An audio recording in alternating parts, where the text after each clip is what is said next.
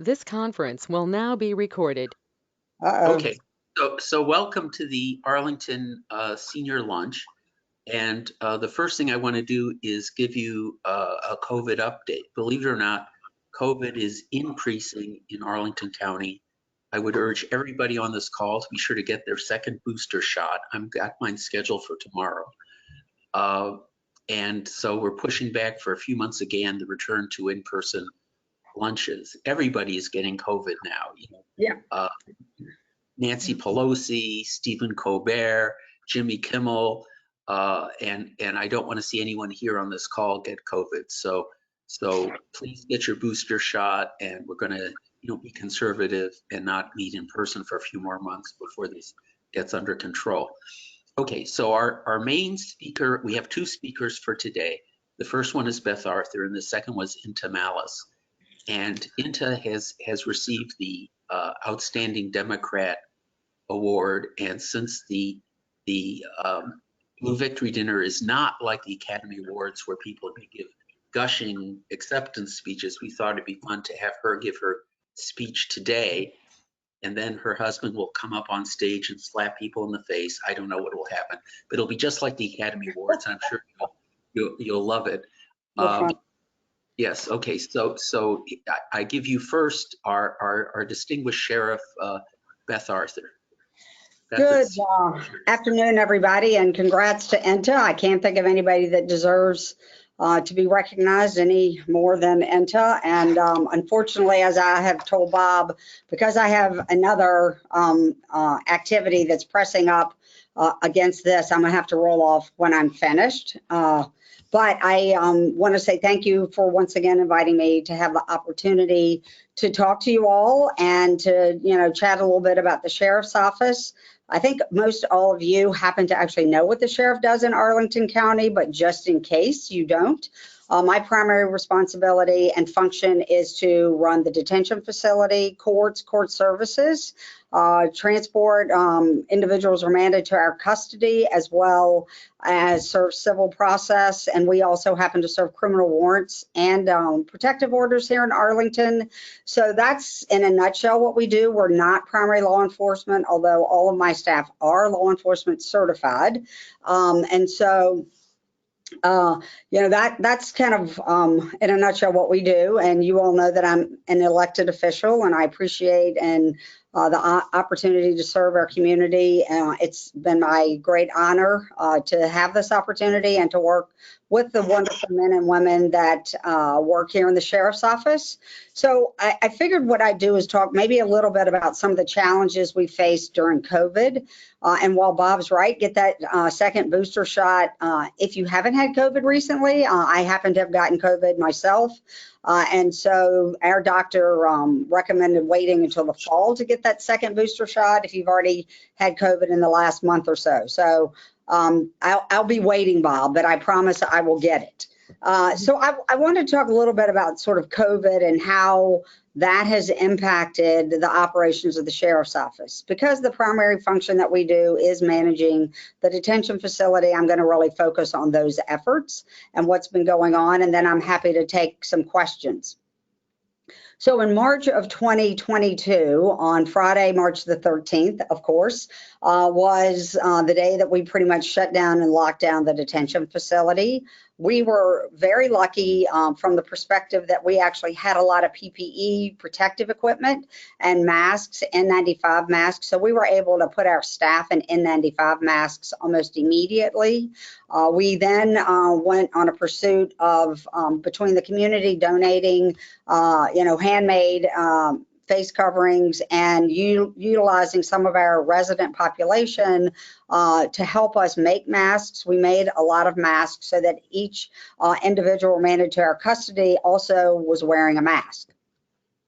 Since then, we have continued to keep our population in masks, and we have continued to require and mandate staff that work inside the detention facility continue to wear face coverings. Although we've backed down off the N95 masks and less people want to choose that. A lot of people still wear KN95 masks. The N95 masks are exceedingly uncomfortable. And for any medical person that you know, I would say thank you to them every day. I mean, they're difficult to breathe in and so forth. But we have a majority of staff that have been vaccinated. We offer and have been offering vaccinations to our residents since the vaccination came out through public health. Public health comes in about every 3 to 4 weeks and offers vaccinations and second, shot and booster shots. So we've been working on that from the get-go of when the vaccination came out. But the biggest thing that COVID did was it made us basically shut down the jail. And what does that mean? It means, A, that we shut down the facility to tours to the public, to, different kinds of groups that we often would do tours with. We literally have just recently done a few tours for individual groups. Obviously, everybody's having to wear masks, face coverings. But it also meant that the individuals were mandatory custody, didn't get actual in-person visits for a year. And we then tried to start, as COVID sort of seemed to wane, we tried to start, figuring out a way to do visits. And so we have been doing visits, but they're still not back to what we normally used to do, which was 2 20-minute visits a week.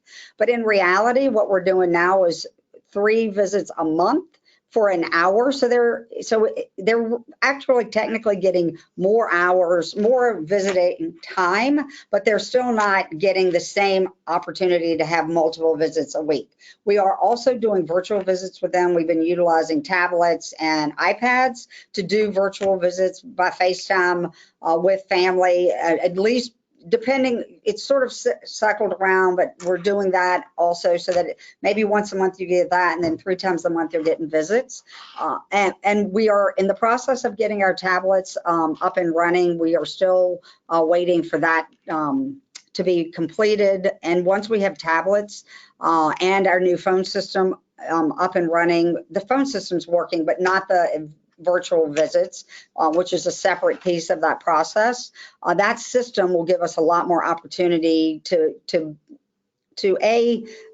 have those virtual visits, and B, that we're not literally having to manage. My deputies who are trying to manage a housing unit and do a million other things are also trying to manage providing these virtual visits on tablets and so forth. And so once we get that system up and running and the tablets that everybody will have access to, we can work on programming through our tablets. But programs is the biggest thing that, has taken a hit for us. Like we can't do, or we haven't done up to now, any type of inmate work release program because we didn't want people coming in and out of the facility. Starting in March of 2020, we started doing multiple intake units. So, at that point in time, everybody had to quarantine for 14 days. So we ran an intake unit that people would come into for 14 days. Then 14 days after that, we would lock the unit and not bring any new people in so that everybody went through the 14-day cycle in the unit, and we opened a second unit. We continue to do that with our male population. Our female population is low enough that we are doing that with them, but we're able to not have to run 2 separate units. We're able to house them in our female unit because of the way that unit is laid out and still maintain that process of social distancing and testing and all that. We're also now working on the new CDC guidelines that say that you only need to quarantine for 10 days. So that is, we're in the process of trying to sort through that. Staffing is an issue for me, and if I could close down another housing unit in the facility that would free up a post, it would be very helpful to us.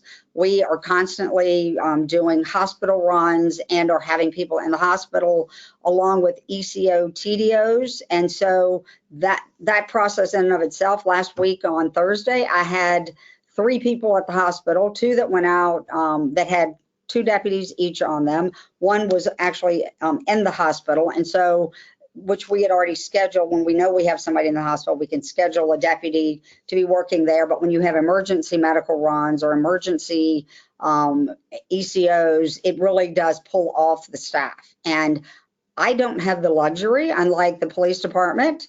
I don't have the luxury of saying that I can not do something that's part of our function of our job, in particular in the jail. The way we're designed in direct supervision, I have a deputy assigned to every housing unit. So if every housing unit is open, that means every one of those units has to have a minimum of one person in them. The other thing that's happened over the last 2 years with COVID is the crisis that we're seeing with individuals that are coming to jail with both mental health issues and substance abuse issues. And in addition to that, medical issues that are compounded on that are untreated when the person is not incarcerated. And so we currently, I think, have somewhere in the neighborhood of, out of 250, I have stats in front of me, so if I look down, that's what I'm looking at.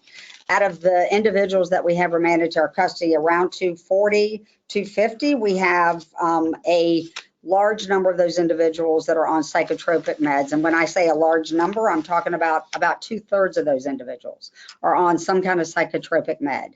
Then we have a mental health unit we built in the facility when we opened it almost 30 years ago. So that unit is full. It's staffed with a part-time psychiatrist, 20 hours a week, and it's staffed with a nurse practitioner, psychiatric nurse practitioner, as well as DHS staff.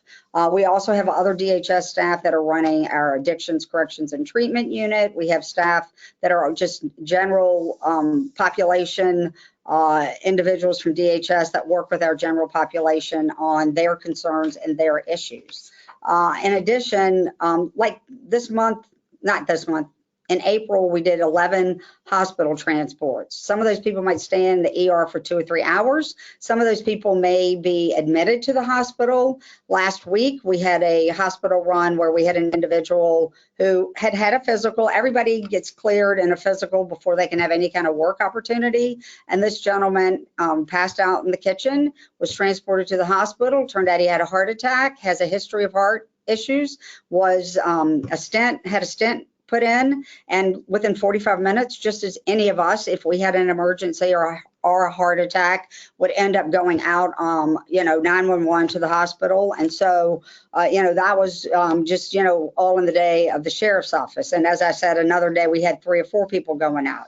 That doesn't include the ECOs and TDOs, emergency custody orders, that we're dealing with on a regular basis. And getting hospital beds, mental health hospital beds, as I'm sure you all have heard a lot about, is critical and is really become a huge problem. Often those beds are in Galax, Virginia or Southwestern Virginia. So we're driving somebody 6-8 hours down the road. And then 2 or 3 days later, we have to go pick them up. That's 6, 7, 8 hours down the road. And so we are, constantly seeing those issues that have really been exacerbated since COVID.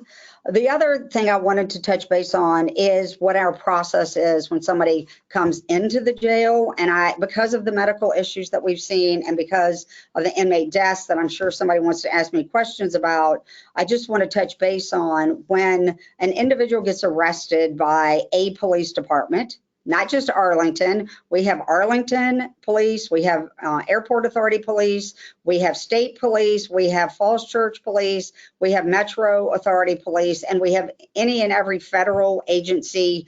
Just the other day, DEA showed up with 14 or 15 protesters that they wanted us to book into jail. And so we were able to work with a magistrate and just have them, a summons issued to them and not actually book them into jail. But so we deal with a lot of agencies. Obviously, Arlington Police is the bigger agency that we interact with and deal with every day. But when an individual gets arrested, they come into the booking and processing area, and we do police bookings for the police department or for any and all police departments. And at that point, when my staff begin to interact with that person, they're going to ask a list of questions. Some of them are legal questions, but about 20 questions specifically about medical issues. Have you recently done any drugs?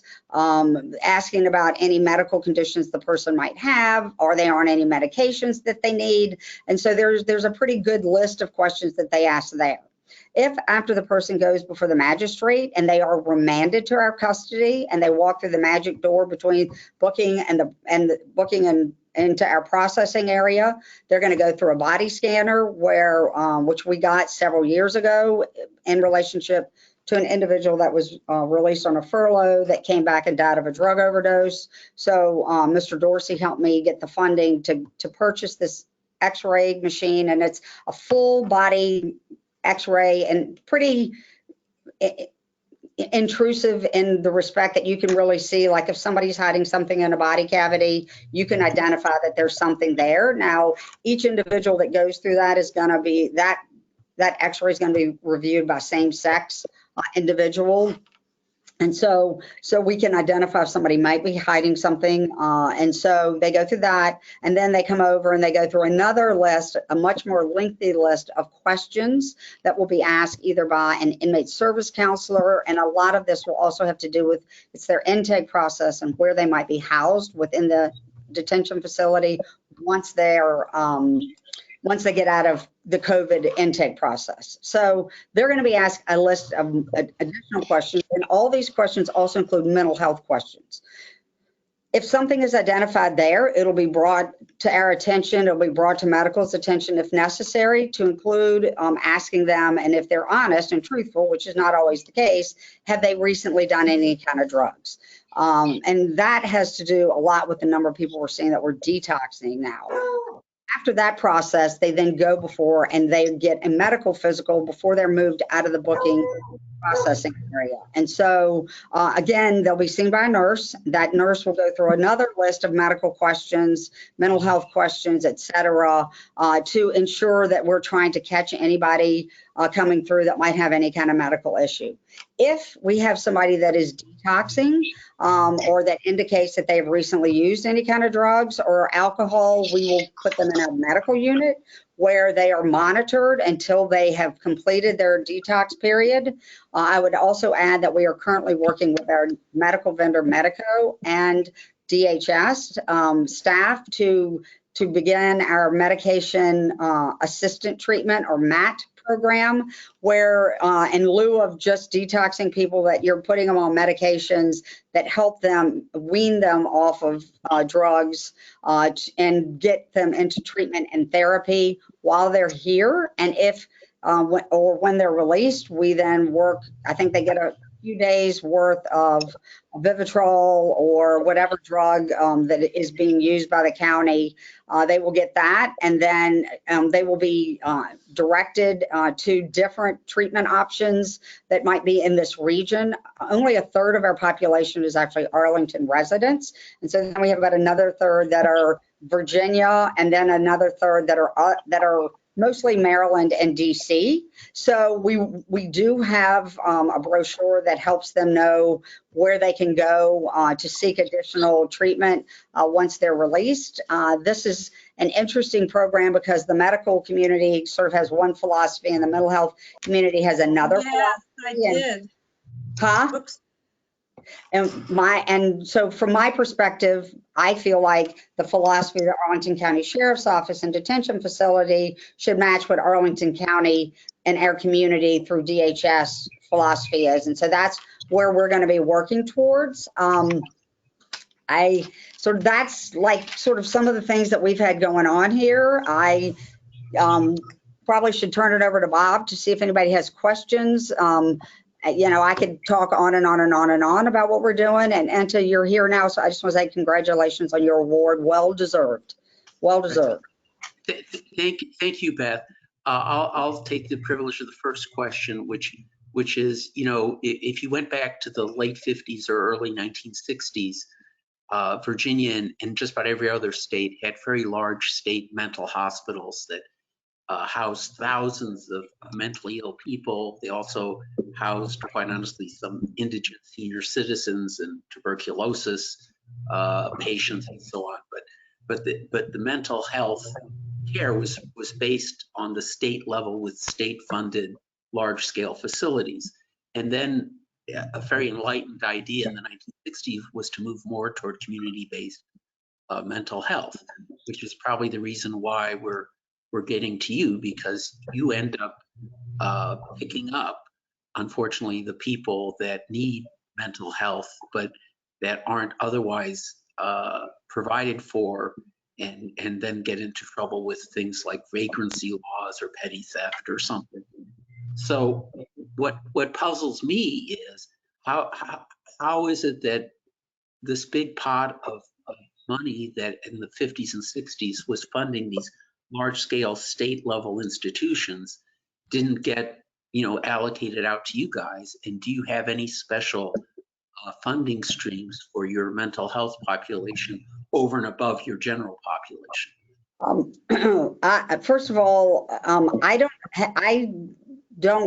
have anything much to do with almost everybody that comes to the door of the Arlington County Detention Facility. So I'm not bringing them here. I'm not making the arrests. The only arrests we're making are, for the most part, for people that are failures to appear and bringing them to court, and possibly if we're out working a detail with the police and so forth. But so I don't control really anybody that comes through the door or gets released from our custody. I would say to you, the only quote unquote funding that I have is our pretty robust DHS staff. We have approximately 10 staff that work in the detention facility. We have one of those as a reentry person. Through our medical vendor, we're going to also have a reentry person as well as a MAT person, which is the medical assistant treatment. They're going to be bringing somebody on board to do that. But no, the answer to you is no, we don't have specific funding outside of the budget and my medical contract that the county funds, not the state, the county, and then the DHS staff that are funded. Now, some of those positions are funded through outside resources and grants. DHS is really good at finding grants and applying for them, and we have always supported any of those opportunities that they bring to the table. But and I would say that really the 80s is when my grandmother worked in Lynchburg for the Lynchburg Training School, where you had people that had medical disabilities, a lot of, varied from not that severe of a person with Down syndrome that were hospitalized back in those days to people that had very, very serious physical and mental medical issues. I remember as a kid, she had all of us volunteering. They did a fair every year, and we all volunteered to do that. And you could go over there and end up with people that literally couldn't walk or take care of themselves, feed themselves in a wheelchair, to just move them around and let them do stuff to, people that were volunteering and helping that were residents there. So all those places have shut down. The state has shut down virtually all of their hospitals, and the ones that were still open a year ago, this coming July, they were shut down because they didn't have enough staff and because the individuals that were there were more violent. And so their staff were quitting because the people were more violent. And and these are the people that from a jail would be going into these systems to get them, to get them in a better mental health state.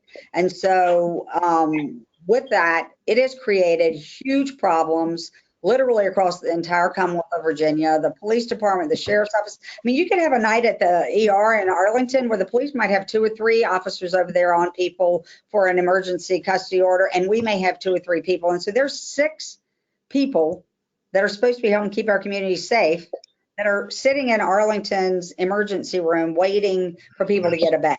And the county has been working with DHS to try to, come up with some additional solutions. The chief of police and he's kind of taken the lead, working with Anita Friedman from DHS to try to figure out a way that the Crisis Intervention Center, or CIT, could be the holding place versus the ER. Because really, when you're in the ER, you're getting no treatment, except for maybe, if you're not being cooperative and if you're violent, they may sedate you just to try to keep you calm from harming yourself. So, it's just been a slow downward trend of not having the mental health beds that we need for people that need the treatment, whether they're getting them through the community. And we offer robust services in Arlington. So the jail in and of itself has robust services comparatively to most any other place, in other jails across the Commonwealth. Thank you. JD, you have the next question. Oh, well, yeah. Well, thank you, Robert. And hello, Sheriff Arthur. How are you today? I'm good, JD. How are you? Great. It was good seeing you at the the other day down at the revealing of the John Robinson Park. But since we are here with our senior Dems and I am a Democrat, I'm going to just ask a question, just get your thoughts. But I want to lay this out because I'm like also a very disciplined individual. You know, Democrats, we believe in, holistically, we need to change our criminal justice system. That's what Democrats believe. We believe in, protecting our communities and building trust. And I think in Arlington, there's some issues with trust. But we also know that, behind bars per capita, we have more people locked up than anywhere else in the world. So I know you've been here a number of years. Robert just spoke briefly about what we did in the past and how we may have fallen short. How many people, this is the first question, can you just tell us, you say you have numbers, in the jail right now today, what are the demographic makeup of people that are incarcerated? I do not have those demographic numbers. I have numbers that have more to do with hospitals, DHS calls, psychotropic drugs. What I can tell you as a general rule is that it's about 2/3 of the facility are people of color and the other third, but that is just a spitball number. I can certainly find out and send it to Bob to share with everybody. Great. And I also need to add, JD, that the demographics I give you will literally be a snapshot of the minute that we gather that information, and it changed 15 seconds later. I will totally understand, and I'm not sure I'll be using as a general rule when it comes to demographics, but okay. So this is the question I have for you. Do you believe right now, and I know there's things sometimes that are out of your control, but in general, we know that Black and Latino people with mental health issues are incarcerated at a much higher rate. We know this for certain because of data.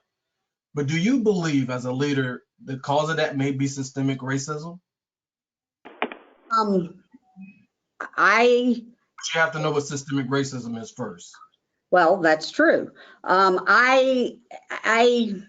That's a tough question, JD, as you know. And I would say to you that I think you need to be addressing that issue with the people that are making those arrests. I don't make those arrests, and so I can have personal views about that, but I definitely think that you can see from the population and the people that are arrested that there's definitely a disparity. And I just literally was on challenging racism cohort the county's doing right before I got on this meeting.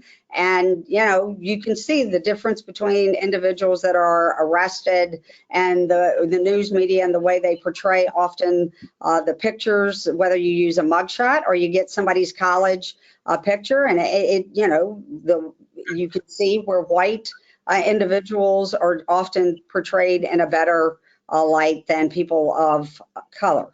Okay, totally get it. I mean, misinformation, disinformation, media, role of media.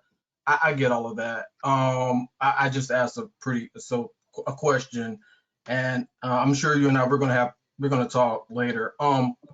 So I just want to try to find ways, and if you can tell us what may be some, in your view, some alternatives to current state of how we do business at the jail facility. Are there different methodologies or approaches you're looking forward to as a thought leader in ways that we can perhaps do something different? Funding, I know we need more there to help on the front side, but what are your thoughts? What can you share with us about alternatives to the current processes?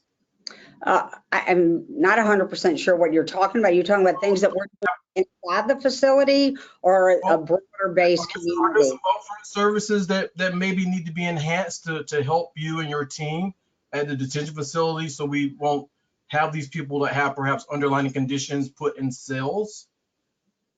Well, the first thing I would say is that I think programs like the drug program that Circuit Court is running, the mental health court that is being run by General District Court, both of those programs the Sheriff's Office participates in and has staff that we have fought to ensure that we have staff that are involved in both of those programs.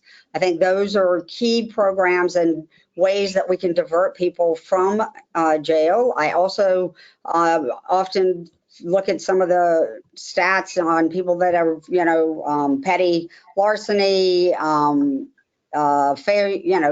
some of these trespassing charges. There's got to be a better way to deal with these individuals them and bringing them to jail. And as I said, I'm not the one making those arrests. I get what comes to the door. And so it's certainly a conversation that I continue to have with the chief of police here in Arlington about, are there better ways to deal with this? And part of the problem is when somebody fails to identify who they are. The police, will kind of put in a circumstance, but that's not my conversation or issue to argue. What I would also add is that enhancing programs in the facility that unfortunately have kind of been stymied because we do rely a lot on volunteers to help us run a lot of the programs we run in the facility. We rely on the chaplain from Good News Mission, Chaplain Reynolds, who has been with us for, I think, maybe a year and a half. She's done a great job of, continuing to provide services inside the facility. But we need to get back to running the facility the way we normally run it. We need to get our programs back in place. We need offender aid and restoration to come back into the facility running programs and not everything being virtual. I think virtual, has some good aspects to it, but I think that you can't substitute interacting with people, in person. We, with our food service vendor, Aramark, we have a new program called Into Work. We just recently graduated 3 people from that program. That program, in addition to getting ServSafe certifications and providing individuals with good job skills when they leave, Aramark also now works with them to try to help them find employment when they are being released from custody. They are providing scholarship monies for individuals to go to college and scholarship monies for family members to go to college as well, which I think is an awesome program that they run. Working, DHS, I think DHS would tell you that we could never have enough of their staff working in the facility, but we are blessed to have as many people as we do, and getting the MAT program up and running, which is a top priority for me now. And working, I have a meeting later this week with DHS, and then we'll be meeting with Medico to talk about what that MAT program looks like and get it up and running as quickly as we can, because I do believe that it is a better way to be helping individuals try to ensure that not only, that we're trying to help them detox off of drugs and find another alternative and get them the treatment that they need so that they discontinue using drugs. So I don't think that I could ever have enough funding for programs to help individuals, but I think we do a pretty good job of working on those, and we are working to bring back and get ourselves back up and running in our normal status. Well, please, thank you, Bob Platt. And all I would say as I end is, Beth, this is senior Dems, and I think you ran as a Democrat, or at least that was on the ticket. I would really hope that you will learn more about or get to know what systemic racism is, because for people of color, that's a part of life that they've had to deal with. And there's we can talk about it later, but it is true. And that's something in the Democratic platform that is talked about, and how we need to change our system. So thank you for the conversation. Appreciate it, Bob, for allowing me a few moments, and we'll see. I didn't say I didn't agree with it. I just said that I'm not the one I'm dealing with people that are incarcerated. So those are the people that I'm dealing with to help. Of course. So I was just asking a general question there, and getting answers. So that's fine. Thanks. But Sheriff Arthur did say she only had limited time, so I think I'll turn it over to her to just 1 minute concluding remarks. And I do want to note that Beth Arthur has been a very active Democrat for as long as I've been in the party, and she was my immediate predecessor's Sergeant at Arms of the ACDC. But Beth, do you want to just have 1 minute of concluding remarks, and we'll let you go? Sure. Thank you, Bob, for inviting me, and thanks everybody for being here. Bob is right. I've been active in Democrat since I was 13 years old, so most of my life, and I do believe in the values of not just Arlington, but the Democratic Party, and it's all about helping people. And that's really at the core of what we do in the Arlington County Sheriff's Office, is try to help people, and it doesn't matter who that person is or what their station in life is. we're here to try to help them be successful when they leave our facility. And most everybody in our jail is coming back into our community. And so I literally had a guy yesterday. I walked across the street to CVS and he followed me into CVS and he said, Ms. Arthur? And I said, yes. And he goes, I just wanted to say hello to you. I haven't been in for a while and I just wanted to come and let you know I'm doing well. And that's what I appreciate and value about the job that I do every day. And when I run into individuals that have been incarcerated and gone through the ACT unit, our addictions, corrections and treatment program, or gotten mental health services and been connected in our community, those are the people that make my job rewarding, is between the great staff I have and the individuals we help every single day. So thank you, Bob. And I will get you those stats on the population so that you can share it with the group. Thanks so much. Bye. Thank you. Bye. And now, apologies for not staying. I have another event. We are graduating some people from our ACT unit, and so I need to go congratulate them. Thank you. thank you. Thank you. And as you all know, we've had the Blue Victory dinner just happened, and there was a number of awards which I put in the email that went out yesterday. But the Mary Marshall Outstanding Democrat Award is really one that is very, very meaningful and really reflects a long-term body of contribution to the Democratic Party, to our Democratic family. And I think wisely the committee decided to honor Inta Malis as a recipient of that. We have some other recipients on the audience tonight, but I thought it would be useful to give Inta a chance to give her acceptance speech. And so I'll turn the floor over to Inta to tell us about what she did as a Democrat and how she feels about getting this big award. Thank you, Bob. Before I start, I do want to express my appreciation to Beth Arthur. This is not the job that most sheriffs sign up for. It's unbelievably huge, what we've asked to do. Not that different than what we ask teachers to do now. It's not just teaching, it's all the social services and families and issues that come with it. And I'm hopeful that all of the smart heads in Arlington will get together and figure this out, because it's really not sustainable the way it's working right now. But anyway, thank you for inviting me, Bob, and thanks for everyone coming. I think I know many people on this call already, and you know me, so I don't have to say too much about myself. In my recognition at Blue Victory, there were 3 areas that were mentioned: my community service, activism in the community, my work on the policy side, and then what I've actually done for Arlington Dems. And just a quick rundown, I've been a PTA president, I've been a civic association president, I've chaired many county planning processes, especially on Columbia Pike. I was the chair of a school boundaries change process for South Arlington. And I spent 11 years on the Planning Commission, including as chair, and I'm currently in my 6th year on the Board of Zoning Appeals, just completing my term as chair. So I think what this says is that I'm the oldest of 5, and I'm used to taking responsibility and bossing my siblings around. So that's my background.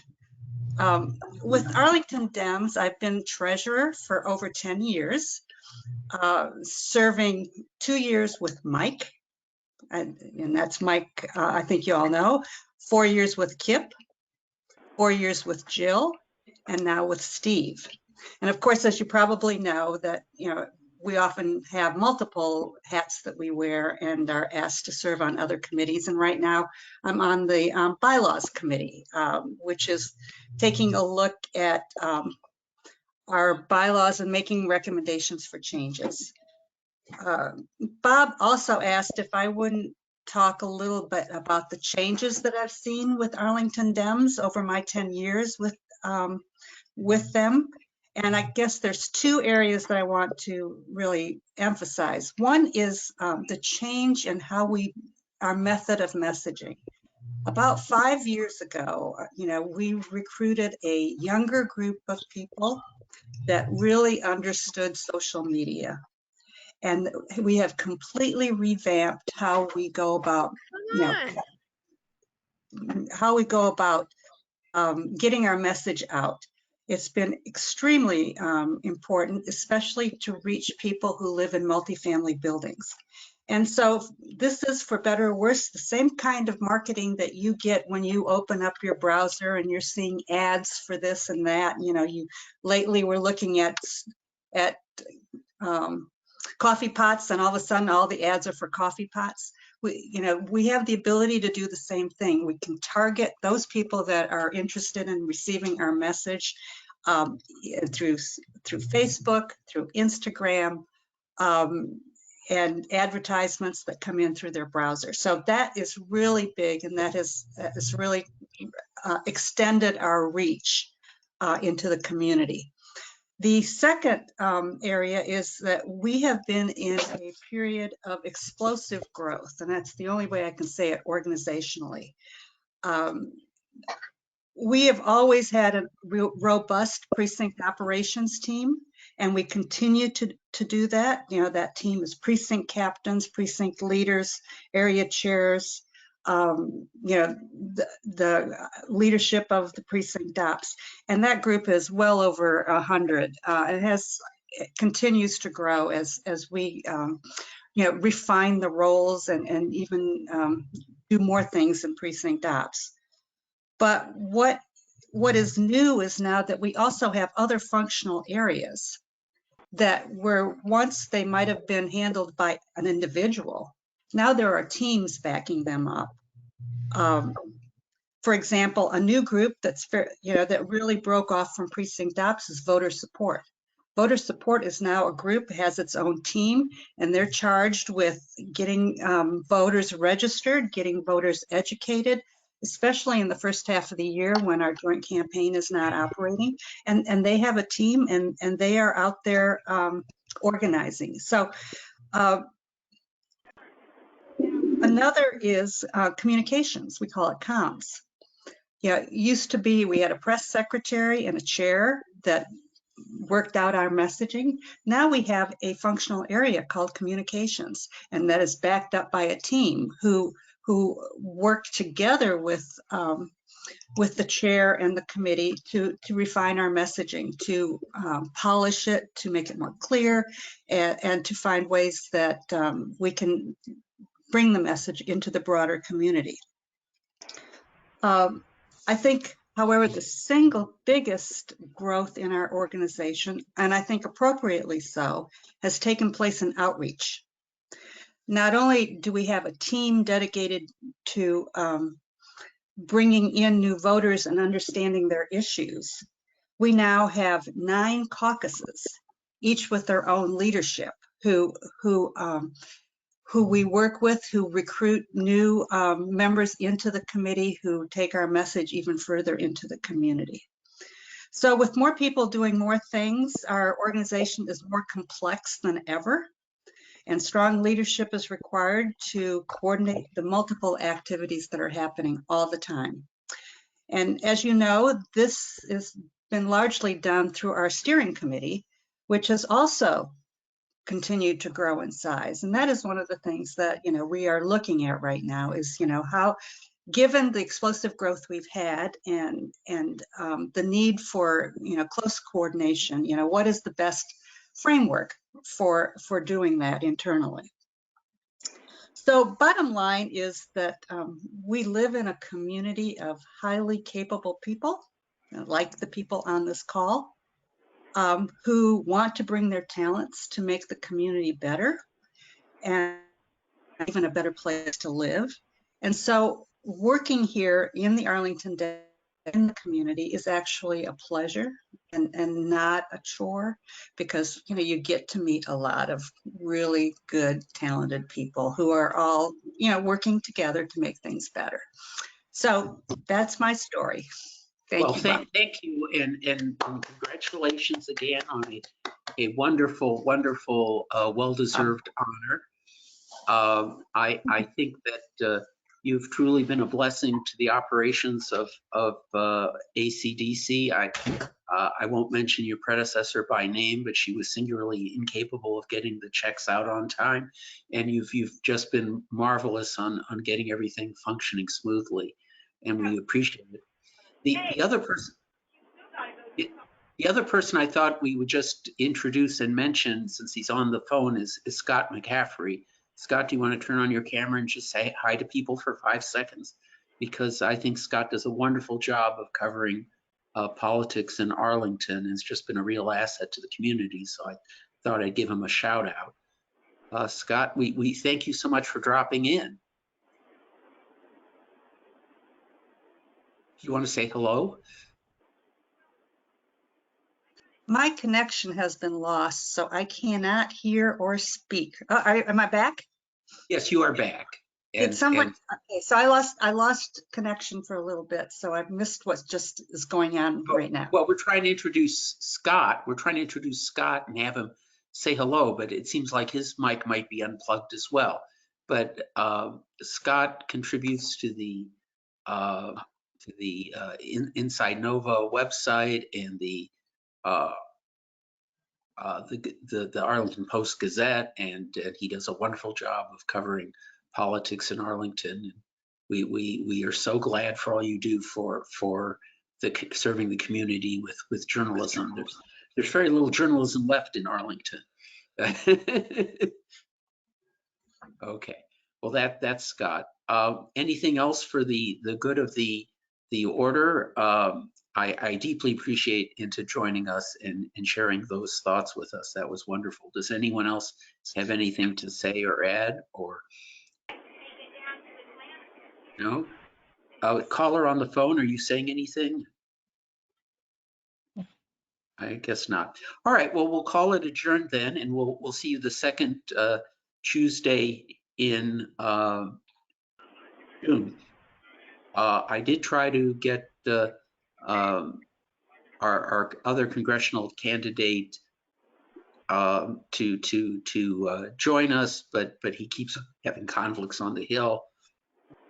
And I've also trying to get our Arlington delegation from Richmond to join us, and they were tied up with meetings today, but I'm trying very hard to get more of Don Beyer and more of his people to join us.